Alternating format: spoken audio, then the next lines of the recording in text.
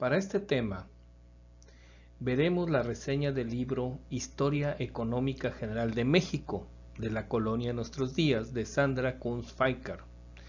Esta reseña fue elaborada por un servidor y nos va a servir para entender el desarrollo económico de México.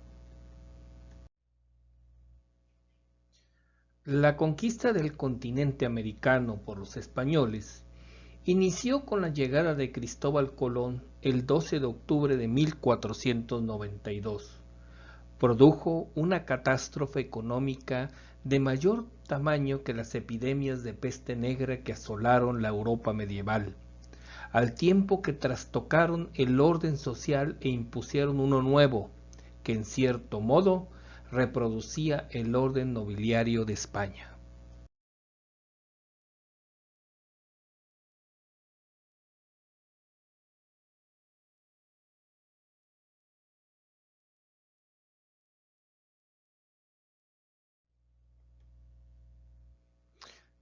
Durante la colonia, la base económica continuó siendo la tierra, pero sobre la estructura rural existente se sobrepuso una nueva forma de organización, la hacienda.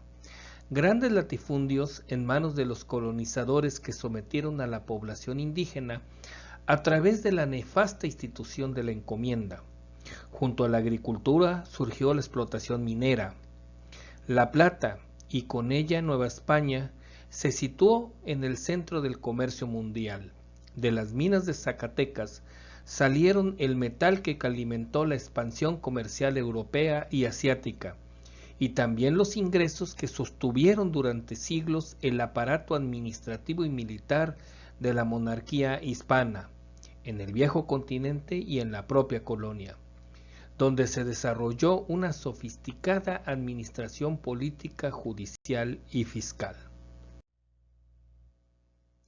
En su viaje por los territorios de la Nueva España en 1803, el científico alemán Alejandro von Humboldt encontró un territorio pobre, como lo eran Europa y Asia, pero al mismo tiempo se sorprendió de la existencia de una ciudad como la de México, la mayor y más próspera del hemisferio americano.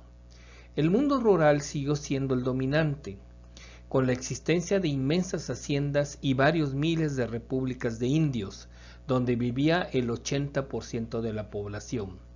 Tanto la agricultura de las haciendas como las explotaciones comunales que compartían el territorio no eran homogéneas, sino que sus formas de explotación y su grado de diversificación variaban de una región a otra. Junto a la riqueza agraria, la plata aún constituía el puntal que unía el virreinato con el mundo económico exterior. Los últimos 50 años del dominio colonial fueron años brillantes para la explotación y exportación de la plata, y sobre el metal logró sostenerse el imperio y hacer de Nueva España una de las áreas más prósperas de la economía internacional. El virreinato en finales del siglo XVIII poco se parecía al mundo mexica que encontró Hernán Cortés en 1519. ¿Era un mundo mejor o peor? Desde luego era próspero para las élites propietarias de las haciendas, para los comerciantes que controlaban los flujos comerciales y para la burocracia imperial. Quizá también para el común del pueblo, artesanos, pequeños comerciantes, gente de los pueblos de indios, pero no desde luego para ese 90% de la población indígena que desapareció víctima de la conquista. En 1821 se consumó la independencia de México, lo que trajo la libertad del pueblo mexicano, pero también inició un periodo en donde se dio un colapso fiscal, descapitalización y desvío de recursos para las guerras que, por conseguir el poder, paralizaron el progreso de la economía. Pese a todo, a partir de 1830, la economía mexicana, libre del yugo colonial e impulsada por transformaciones institucionales nada despreciables, logró recuperarse y avanzar, de manera que en 1850 El México independiente era un país más desarrollado que en 1800 y sobre todo con mucho mayor futuro. Uno de los gobernantes que estuvo al frente de México en estos tiempos fue el general Antonio López de Santana, personaje controversial, figura omnipresente en la turbulenta vida política del país, unas veces en el poder y otras detrás del poder o contra el poder, manejando a su antojo los relevos presidenciales y promoviendo con sus intrigas golpes y revueltas de todo signo. Durante su mandato sucedieron la Guerra de Texas y las intervenciones estadounidenses que provocaron la pérdida de grandes extensiones del territorio mexicano. Se divide el país entre conservadores y liberales. En julio de 1855 se proclama el Plan de Ayutla por Juan Álvarez, que triunfa y depone a Santana, que se había convertido en un dictador. En 1857 se establece una nueva constitución del país, que inmediatamente fue rechazada por los grupos conservadores. El 18 de diciembre de 1857, Benito Juárez García asume la presidencia de la República interinamente por ministerio de ley por ausencia de su titular Comonfort, quien abjura la Constitución del 57. Comonfort ordena su aprehensión, pero después lo pone en libertad cuando Zuluaga lo desconoce y se proclama presidente. Juárez establece su gobierno legítimo en Guanajuato el 18 de enero de 1858, mientras Zuluaga instala un gobierno conservador paralelo en la capital. A partir de entonces, Juárez ocupa sin interrupción el cargo de presidente de la República por más de 14 años hasta su muerte. Durante este periodo se da la guerra de reforma entre conservadores y liberales. Los conservadores piensan que el progreso solo se alcanzará mediante un sistema monárquico y una sociedad corporativa, fundamentados en una iglesia y un ejército fuertes. Los liberales pugnan por una república representativa, federal y popular, similar a la norteamericana, que destruya la herencia colonial, las corporaciones y los fueros y que desamortice los bienes del clero y las propiedades comunales para construir un país de pequeños propietarios. La división existente entre los mexicanos propicia la intervención francesa, que busca la instauración de un sistema monárquico con un príncipe europeo al frente. Después de una guerra que desgasta al país, en 1867 se da por terminada la intervención francesa. Las reformas liberales no han rendido sus frutos como se esperaba, por lo que la situación económica es bastante precaria. El país cuenta entre 7 y 8 millones de habitantes cuya estructura socioeconómica heredada de la colonia poco ha cambiado. En 1857 se establece una nueva constitución del país que inmediatamente fue rechazada por los grupos conservadores. El 18 de diciembre de 1857, Benito Juárez García asume la presidencia de la República interinamente por ministerio de ley, por la ausencia de su titular, Comonfort, quien abjura la Constitución del 57. Comonfort ordena su aprehensión, pero después lo pone en libertad cuando Zuluaga lo desconoce y se proclama presidente. Juárez establece su gobierno legítimo en Guanajuato el 18 de enero de 1858, mientras Zuluaga instala un gobierno conservador paralelo en la capital. A partir de entonces, Juárez ocupa sin interrupción el cargo de presidente de la República por más de 14 años hasta su muerte. Durante este periodo se da la guerra de reforma entre conservadores y liberales. Los conservadores piensan que el progreso solo se alcanzará mediante un sistema monárquico y una sociedad corporativa, fundamentados en una iglesia y un ejército fuertes. Los liberales pugnan por una república representativa, federal y popular, similar a la norteamericana, que destruya la herencia colonial, las corporaciones y los fueros, y que desamortice los bienes del clero y las propiedades comunales, para construir un país de pequeños propietarios.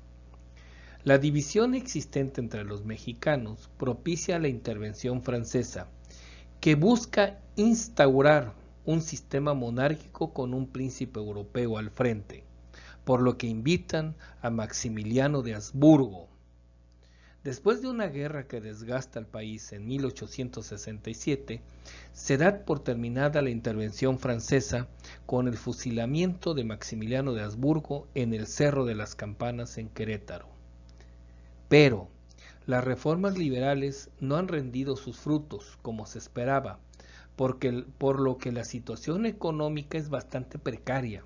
El país cuenta entre 7 y 8 millones de habitantes, cuya estructura socioeconómica heredada de la colonia poco ha cambiado.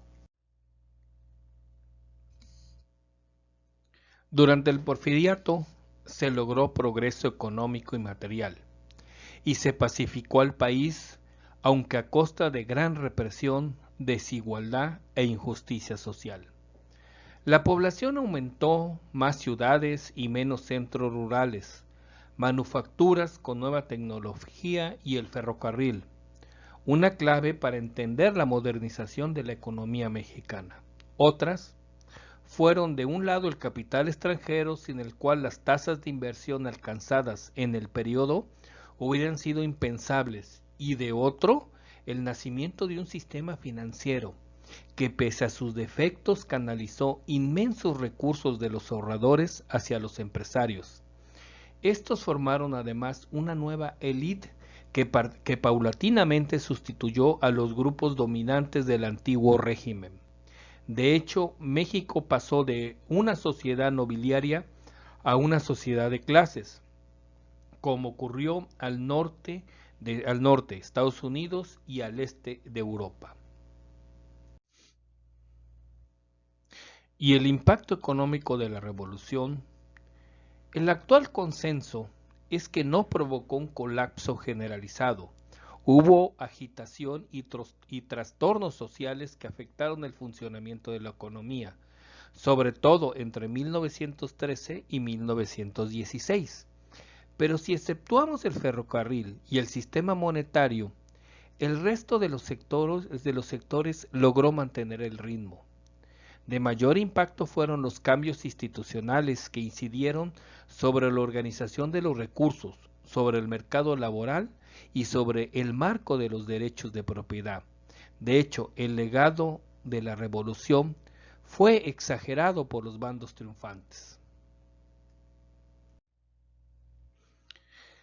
En el periodo de 1909 a 2009, que abarca la etapa moderna, la economía mexicana atravesó por al menos 3 etapas de extensión desigual. La primera, hasta los principios de los 80, se caracterizó por un crecimiento industrial acelerado. Tras el estancamiento durante la Gran Depresión, el país disfrutó de una expansión a un ritmo tal que cambió el paisaje y al paisaje la urbanización le dio a México su contextura presente. La población activa se concentró en la industria y el sector agrario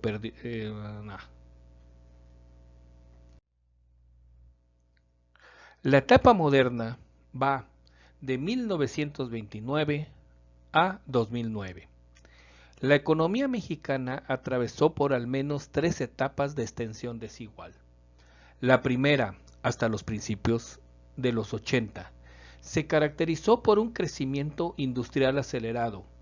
Tras el estancamiento durante la Gran Depresión, el país disfrutó de una expansión a un ritmo tal que cambió el paisaje y al paisanaje.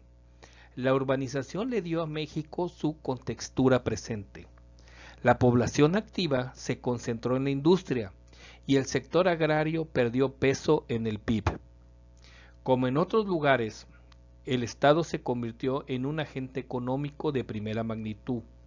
Con su acción directa, por ejemplo, la nacionalización del sector petrolífico, o indirecta, con políticas proteccionistas destinadas a reservar el mercado interno para sus empresas.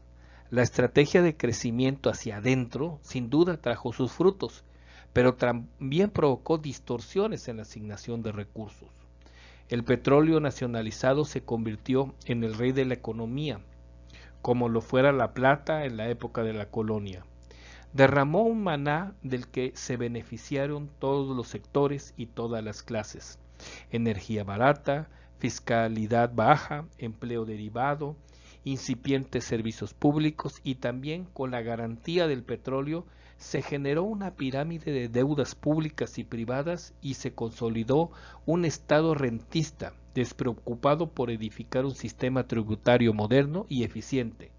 El modelo quebró a final de los años 70. El siguiente periodo fue de estancamiento y de pérdida de parte de lo ganado. Pese a la subida de los precios del petróleo o quizá a causa de su encarecimiento, México fue incapaz de resolver la crisis de los 70 y 80 y quedó atrapado en un endeudamiento que paralizó la inversión, obligó a nacionalizar la banca y empobreció a las familias y al Estado. El último periodo, que inicia con el presidente Salinas de Gortari, inicio del periodo neoliberal. Incluye los últimos 3 decenios. La recuperación ha sido posible merced a políticas de estabilización macroeconómicas, reformas estructurales y privatización de empresas y servicios públicos, y una creciente integración en el mercado mundial cuyo hito más notable ha sido el Tratado de Libre Comercio. El periodo neoliberal termina con Ernesto Peña Nieto como presidente en 2018. Podemos decir que es una etapa muy controversial, pero una etapa con una estabilidad económica dada por todos los principales indicadores macroeconómicos que existen. Inicia otra etapa. Inicia la etapa de la esperanza con el actual presidente, ¿sí? Y hay que evaluarla a través de los indicadores macroeconómicos que no han sido muy, digamos, benévolos con esta administración. Podemos afirmar que en términos absolutos, en el 2021 que estamos, México es un país menos pobre que en los tiempos anteriores. Eso que ni qué, somos menos pobres, pero somos más equitativos. Es menos desigual ahora que en los tiempos de Cortés o de Juárez o de Porfirio o de Zapata y Villa. Estos interrogantes deben producir en nosotros una profunda reflexión. Como tarea de la actividad, en equipos nos vamos a reunir y vamos a elaborar un escrito libre que dé contestación a las preguntas anteriores, ¿sí? Lo vamos a hacer hasta lo que entendemos como periodo neoliberal con el fin del presidente de la República, Peña Nieto, y vamos a embozar lo que nosotros pensamos que está pasando actualmente. El escrito se terminará y se subirá a la plataforma que nosotros manejamos. Gracias.